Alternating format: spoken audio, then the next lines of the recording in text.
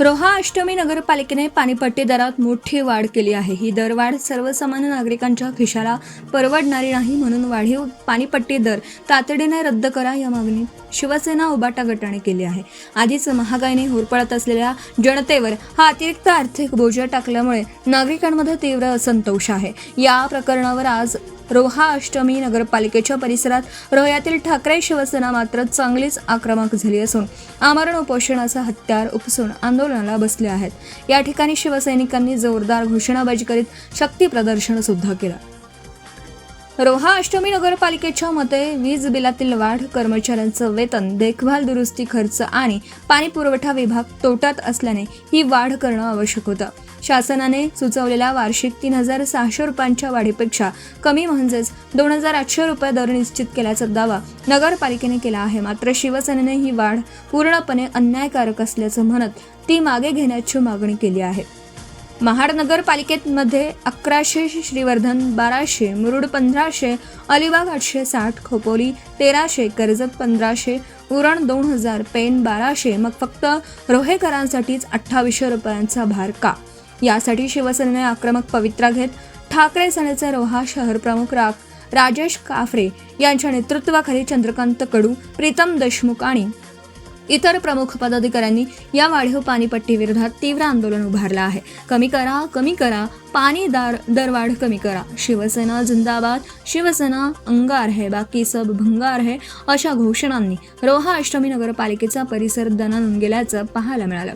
याप्रसंगी शिवसेना रायगड जिल्हा प्रमुख, संपर्क प्रमुख प्रसाद भोईर, शिवसेना तालुका प्रमुख नितीन वारंगे, उपतालुका प्रमुख दुर्गेश नाडकर्णी, सचिन फुलारे, अनिल माळी, चणेरा विभाग प्रमुख मनोज भायतांडेल, धाटाव चणेरा विभाग प्रमुख मनोज भायतांडेल, धाटाव विभाग प्रमुख सुरेंद्र मोरे, श्रीवर्धन विधानसभा संघटक रमेश विचारे, उपशहर प्रमुख प्रीतम देशमुख, युवा सेना शहर अधिकारी ओंकार गुरव, युवा सेना तालुका सचिव भारत वाकचौरे, धाटाव उपविभाग प्रमुख प्रेरित वलिवकर, रोहा महिला संघटिका स्नेहल करडे, युवा सेना धाटाव अधिकारी सागर भगत, अष्टमी शिवसैनिक श्रद्धा ओटफोडे, मनोज लांजेकर, बाबू कडू, प्रीतम पाचंगी, प्रसन्न पिंपळे, दिलीप दांडेकर, मंदार गायकवाड, अंधार आळी शाखा प्रमुख अपेंद्र सावंत, उपशाखा प्रमुख अनिकेत कोंडे, शिवसैनिक अमित कांबळे, अनिल वर्तक, अनिकेत भोसले, सौरभ धाटावकर, राकेश काफरे, नंदू भादेकर यांसह असंख्य शिवसैनिक उपस्थित होते। उपोषण दरम्यान पाणी पुरवठा सभापती महेंद्र दिवेकर यांनी प्रशासनाची बाजू ऐकून घेण्याची शिवसैनिकांना विनंती केली। त्यानंतर कैलासासी द तटकरे सभागृहात दोनही बाजूने सकारात्मक चर्चा झाली। सभापती दिवेकर व मुख्याधिकारी एडके यांनी योजनेसाठी जमा खर्च अहवाल सादर केला। यावेळी नगरपालिकेचे मुख्याधिकारी अजय कुमार एडके, उपाध्यक्ष अहमद दर्जे, सभापती महेंद्र दिवेकर, सभापती रवींद्र चाळके, महेश कोलटकर, नीता हजारे, गटनेते महेंद्र गुजर, नगरसेवक अजित मोरे, प्रशांत कडू, अरबाज मणीर, राष्ट्रवादी काँग्रेसचे तालुका कार्याध्यक्ष समीर शेडगे, प्रेषित 12% स्वप्नील धनावडे आदी जण उपस्थित होते। या बैठकीत मात्र तोडगा न निघाल्याने शहर प्रमुख राजेश काफरे व अन्य शिवसैनिक आपल्या उपोषणावर ठाम असल्याचं सांगण्यात आलं। या आमरण उपोषणासमयी सकल मराठा समाजाचे तालुका अध्यक्ष प्रदीप देशमुख, प्रशांत देशमुख यांसह सिटीझन फोरमचे अध्यक्ष नितीन परब, मिलिंद अष्टीवकर, उस्मानभाई रोहेकर, अमोल देशमुख, शिंदे शिवसेनेचे प्रकाश कोळी, रोशन पवार, आशिष स्वामी यांसह अनेकांनी आंदोलन करताना पाठिंबा दर्शवला। नगरपालिकेने पाणी पुरवठा विभागाचा तोटा भरून काढण्यासाठी केलेली पाणीपट्टी वाढ आता रोह्यातील राजकीय संघर्षाचं मुख्य कारण बनली आहे। शिवसेना या मुद्द्यावर सर्वसामान्य नागरिकांच्या बाजूने रस्त्यावर उतरली असून प्रशासनाने दरवाढ मागे घ्यावी यासाठी आमरण उपोषणाचं अस्त्र बाहेर काढलं आहे। मात्र या आंदोलनातून रोहेकरांसाठी काय मार्ग निघतोय याकडे साऱ्यांचं लक्ष लागून राहिलं। BBL न्यूज मराठीसाठी शशिकांत मोरे, रोहा, रायगड। Come on.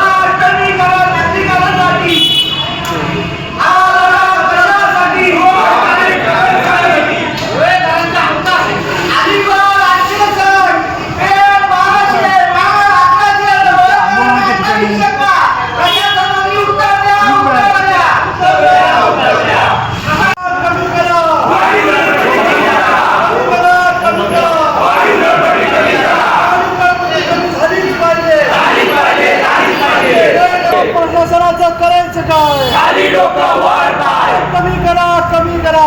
वाढीवर कमी करा. नागरिकांना दिलासा मिळालाच पाहिजे. मिळालाच पाहिजे, मिळालाच पाहिजे. आवाज कोणाचा? शिवसेनेचा. आवाज कोणाचा? शिवसेना. हा लढा कशासाठी? वाढ कमी करण्याच्या हक्कासाठी. हा लढा कशासाठी? वाढ कमी करायच्या हक्कासाठी. आवाज कोणाचा? शिवसेनेचा. आवाज कोणाचा? शिवसेनेचा. जिंदाबाद. कमी करा, कमी करा. वाढीवर कमी करा. पालिकेचं करायचं काय? खाली डोकं वर पाय, लोकप्रतिनिधीचं करायचं काय? खाली डोकं वर पाय, प्रतिनिधीचं करायचं काय? खाली डोकं वर पाय. वाढीवर कमी झालीच पाहिजे. झाली पाहिजे, झाली पाहिजे. करा, कमी करा. वाढीवर कमी करा. अलिबाग 860, महाड 1100, पेठ 1200, वळकरांना 28%. याचं प्रशासनाने उत्तर द्यावं. 1100, पेठला 1200, आम्ही वळकरांना 28%. प्रशासनाने उत्तर द्या, उत्तर द्या, उत्तर द्या. वाढीवर कमी झाली पाहिजे.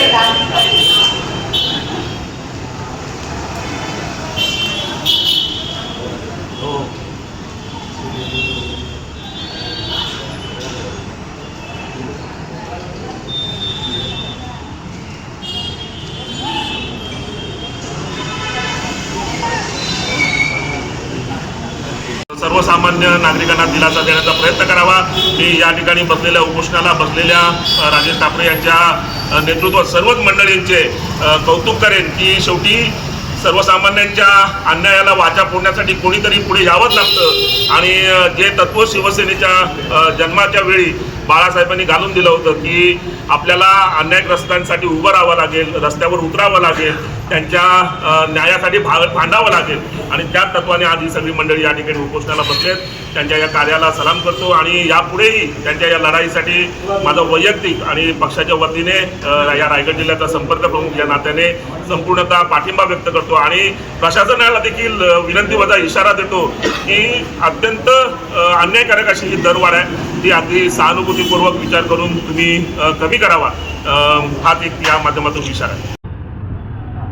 पहिला आम्ही अर्ज मार्च महिन्यात दिलेला, मार्चमध्ये दिलेला, पण काही दखल काय घेतली नव्हती. नंतर 2 जूनला स्मरणपत्र म्हणून त्यांना दिलेलं आणि त्यात उल्लेख केलेला की 19 जूनपर्यंत तुम्ही जर नलपट्टी कमी नाही केली तर आम्ही 22 तारखेपासून अमरण उपोषणाचा बसणार आहोत असं त्यांना सांगितलेलं. पण त्यांच्याकडं काही उत्तर आलं नव्हतं. आणि सगळ्या नगर परिषद आम्ही दर काढलेले आहेत पाणीपट्टीचे. आज अलिबागसारख्या जिल्ह्याची राजधानी असलेल्या शहरात फक्त 860 रुपये आहे आणि पेणमध्ये 1200, महाडमध्ये 1100. एवढे मोठे शहरात त्यांना प्रशासनाला जमते, पण आपल्याला का तुम्ही लोकांवर का लादता ही वाढीव नलपट्टी? आपण किती वाजता बसला तिथं आंदोलनाला? आम्ही 11 वाजता बसलेलो आहे. मग त्यापैकी नगरपालिकेच्या प्रशासनाने कोणी आपली भेट घेतली? नागरिकांनी भेट दिलेली आहे, भेट घेऊन जात आहे.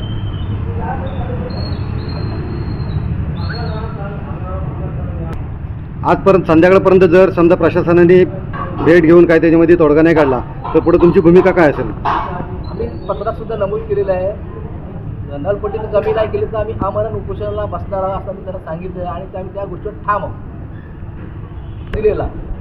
आम्ही जर सांगितलं 500 रुपये कमी केले तरी आम्ही चालणार होतो, पण आता आम्ही ठरवलं आहे की आता 1 रुपये वाढून देणार नाही. कारण की जिल्ह्यातील सगळ्या नगर परिषदी नलपट्टी पाहता आपल्याला रोहिदारावर पोच का? आणि त्याचं एक्सपर्टाईज आमच्याकडे आहे, त्याच्यामुळे आम्हाला सत्ता द्या. आमच्याकडे डबल इंजिन सरकार आहे, आमच्याकडे ट्रिपल इंजिन सरकार आहे. त्याच्या माध्यमातून आम्ही सर्वसामान्य नागरिकांना दिलासा देऊ. अशा मोठमोठ्या घोषणा देऊन निवडणुका जिंकल्या जातात, परंतु आता वाढीव खर्च झाला आहे, विजेचे दर वाढत आहेत, पाण्याचे कर वाढलेत, अशी कारणं दिली जात आहेत आणि आपलं अकार्यक्षमता लोकांसमोर मांडली जाते. मुळात मला सांगायचं आहे की कोणत्याही नगर परिषदा असो किंवा सिव्हिक बॉडी असो, त्यांचं टॅरिफ सिस्टीम असते किंवा ज्याला टॅक्सेशन सिस्टीम म्हणतं, ते कधीही कॉस्ट बेसिसवर नसतं, तर ते नेहमी ॲम्युनिटीज बेसवर असतं. की तुम्ही ज्याप्रमाणे ज्या प्रपोर्शनेटमध्ये ॲम्युनिटीज देतात त्याच्या प्रपोर्शनेटमध्ये टॅक्सेशन सिस्टीम असते. परंतु आज दुर्दैवाने हे सांगतात की खर्च वाढला, परंतु खर्च वाढला ही तुमची अकार्यक्षमता आहे. खर्च वाढायला नाही पाहिजे याच्यासाठीच तुम्ही आहात. तुम्हाला त्याच्यासाठी लोकांनी निवडून दिलं आहे. प्रशासकांना त्याच्यासाठी लोकांनी त्या ठिकाणी बसवलं आहे की तो खर्च कसा कंट्रोल येईल. ऑपरेशन्स आणि मेंटेनन्स जे कॉस्ट असते ते कसे कंट्रोलमध्ये राहतील आणि कसे प्रमाणात राहतील यासाठी लोकांनी इतरांपेक्षा तुमच्याकडे एक्सपर्टाईज आहे, इतरांपेक्षा तुमच्याकडे शहाणपण आहे असं समजून लोकांनी तुम्हाला निवडून दिलं आहे. त्याच्यामुळे हे खर्च वाढलेत वगैरे हे कारणं अत्यंत चुकीच्या पद्धतीने जस्टिफिकेशन इथे दिलं जातं आहे. मुळात या ठिकाणी अगदी कोकणचे भाग्यविधाते म्हणून अगदी वल्गना केली जाते आणि त्यांच्या घरातील जेव्हा या ठिकाणी ही नगर परिषद आहे तेव्हा वरिष्ठांनी देखील त्या ठिकाणी लक्ष दिलं पाहिजे की आपण बाकी महाराष्ट्राला दाखले दिले जातात की आमच्या इथे सर्व आलबेल आहे, परंतु इथे आम्ही आज बघतो की या रायगड जिल्ह्यातील सर्व नगर परिषदांपेक्षा अगदी दुपटीने या ठिकाणी नळपट्टी किंवा पाणीपट्टी या ठिकाणी आकारली जाते. मुळात जी क्रॉस सबसिडायझेशन असतं ते पाण्यासारखे जे अत्यंत बेसिक आणि जी सर्वसामान्य नागरिकांच्या दैनंदिन जीवनाशी निगडीत अशी गोष्ट आहे की त्यासाठी क्रॉस सबसिडायझेशन केलं पाहिजे की इतर जो खर्च असतो जर तुमचा पाण्याचा खर्च वाढतोय तर आपण बाकी विकास कामं जे करतो किंवा आपण बाकी जे काही शहरातील कामं करतो त्याच्यातून येणाऱ्या नगर परिषदेच्या खर्चातून या गोष्टी क्रॉस सबसिडाईज केल्या पाहिजेत आणि मग सर्वसामान्य लोकांवर तो भार पडणार नाही. अशा पद्धतीची सिस्टीम या ठिकाणी उभारणं खरं तर आवश्यक आहे. नगराध्यक्ष आपण पाहत आहात भास्कर पब्लिकेशन प्रस्तुत BBL मराठी, बातमी निपक्ष, सदैव दक्ष.